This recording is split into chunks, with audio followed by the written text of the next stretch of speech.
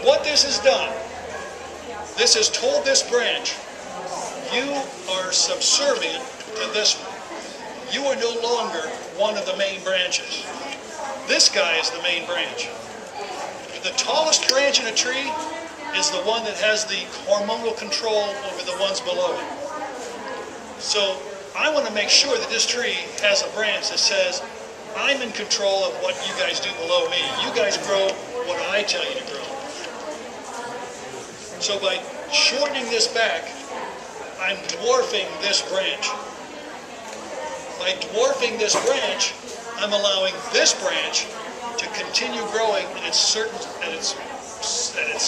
pace it's doing now, and will get bigger around than what this one is. Probably not next year, but probably 2 years from now, I'll be able to come in and cut this off down to here. And this will be half the size of this one. A lot less of a wound. Next year I'll probably come in and cut it down to here. So I'll continue to dwarf this as long as I want, and eventually take it off completely. Now up here, I've got some real major problems. I got some real crossing branches. Crossing branches in a tree. If you ever walk out in the woods on a windy night, and you hear this creaking sound, it's real spooky sounding. That's what it is branches in a tree moving just a little bit and rubbing together, making that creaking sound. But it also makes wounds. You don't want wounds on your trees, so you don't want crossing branches. So all I do is go in and just take this one out. No more crossing branch. I'm still looking at this one to be my main branch. So now I'm going to look at it and say, okay, I want this one and this to be subservient to this. To do that, I can do a couple of things. And you always prune slowly. That way you can always prune more. But if you prune too much, you can't go back and put it back on. So I'm going to start up here. Cut that one out. Cut this one back. I've just now said this one is subservient to this. I might be able to go more. Might be able to do this. Now if you look at a tree, even a young tree, look where the branch attaches to the trunk. You'll notice there's a little raised sort of a donut right around where the branch comes out of the trunk. That's what you leave on the tree, because that little donut actually belongs to the trunk. You see how it sticks out there a little bit? They used to say when I went to school, cut flush. Cut as smooth as you can.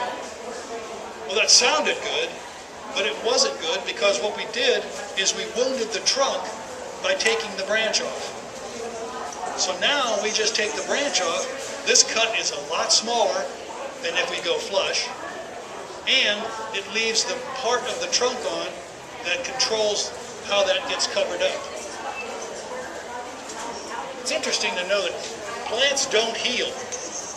You hear that word all the time, but plants can't produce new tissue in new places like we do. We'll produce new tissue to cover our wounds. All the tree can do is cover it up. It's always inside the trunk, but it's covered, it's never healed. Now we go back up, let's say this guy. We'll take this guy off.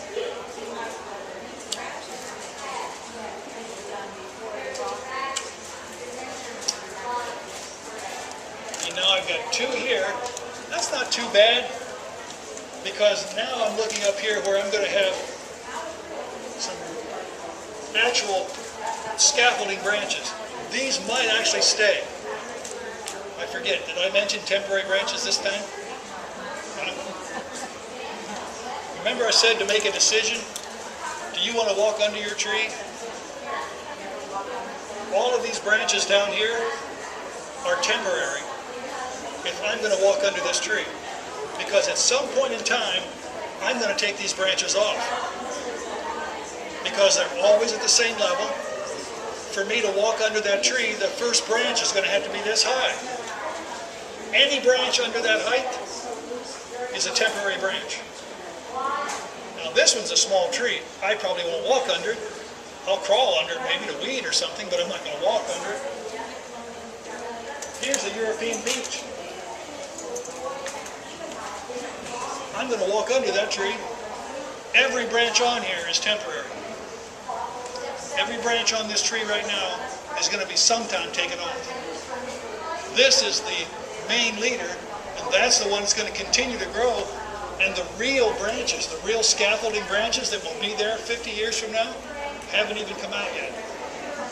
I'm still waiting for those. But I'm going to start training it now while it's young. I'm not going to wait until it's 50 feet tall.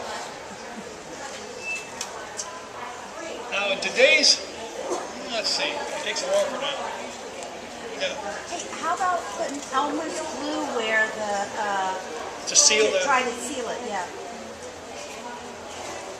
I don't think there's any need to seal wounds if they're proper. I don't think the problem we had with wounds wasn't the fact that we didn't paint them with something. It was the fact that we were pruning incorrectly. If a branch, if you leave that little donut on, that donut has chemicals that automatically tell itself, I'm wounded, and it just shuts it off.